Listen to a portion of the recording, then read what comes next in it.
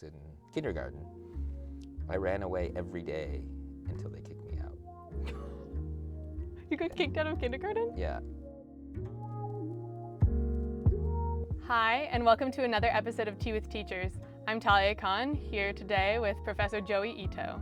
Hi. Do you have any funny, interesting stories from working at nightclubs when you were younger? I'm going to sort of go off Okay. your question a little bit and Yeah. just tell you a funny story that involved the process of me going to a nightclub. I was at the University of Chicago, and I was living in Hyde Park off campus. The family I was with were more integrated into the neighborhood. I was watching TV with the kids one day, and later a kid came in with a bucket of fried chicken, and so we all ate the chicken. We're like, where'd you get the chicken? He goes, well, I was walking down the street, and this guy was like looking at me funny, and then he had this bucket of chicken that smelled really good, so I took it, and so we were eating this chicken. And I went to class the next day, and some kid goes, I got mugged yesterday. Somebody stole my chicken. And I was like, well, I probably ate his chicken. And then that was sort of when I realized that there was this really interesting rift from the little world that I had of sort of being a college student to this sort of city that I was surrounded with. And so the reason I ended up actually in nightclubs is sort of after that I went exploring. And I started hanging around in nightclubs, and I found working class people really helping each other. So there were people with AIDS or drug dealers that I had to get to convince them not to sell drugs to my DJ friend who had AIDS, and we had the police and the city alderman and kids running away from school. What I was learning sort of in the gritty nightclub scene seemed to me to be a kind of reality that I needed at the time.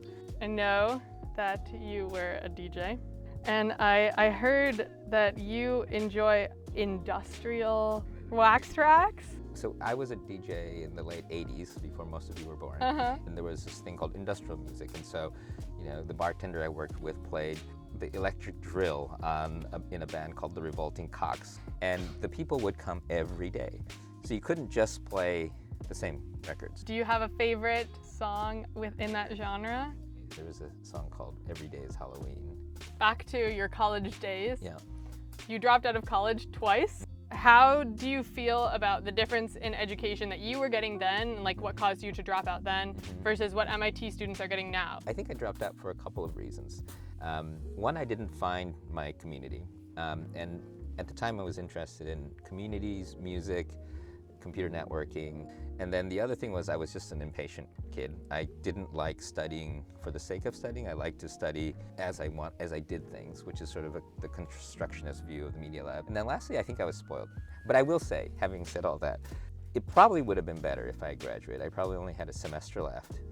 And I think that life would have been easier. Again, another question about MIT. So I know you have a close connection to Senior House. And without getting too political, do you have any comments that you'd like to make and share with current MIT undergrads? Media Lab identifies a lot with Senior House. We have Senior House grads as faculty here. We adopted Senior House and gave them access and stuff like that. So we're friends. I still think that having a community is super important. It's not always obvious from the outside, the dynamics inside of a complex community, and I knew this from my nightclub days. But that's a lot of misunderstandings in society are like that. Now I'm going to go into like the section of the interview, which is a bunch of rapid fire, more fun questions. Okay. If you could only use one piece of technology besides your smartphone or computer, what would it be? Fire. Fire.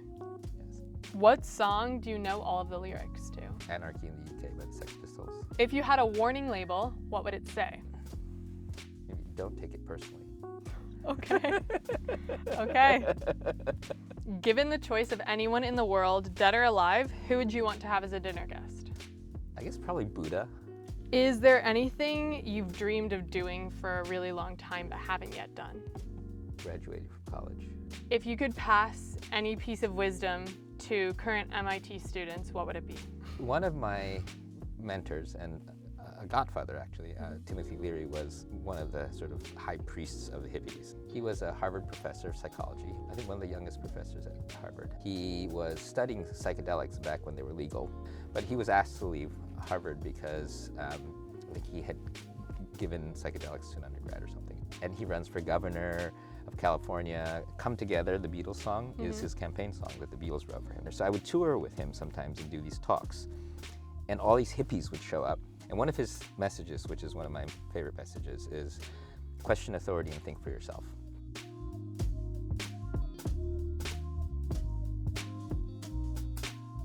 Thank you for watching this week's episode of Tea with Teachers. If you like what you saw, subscribe and watch more videos here. Follow us on social media here. If you have suggestions for questions or professors, let us know down in the comments below. Have a great week.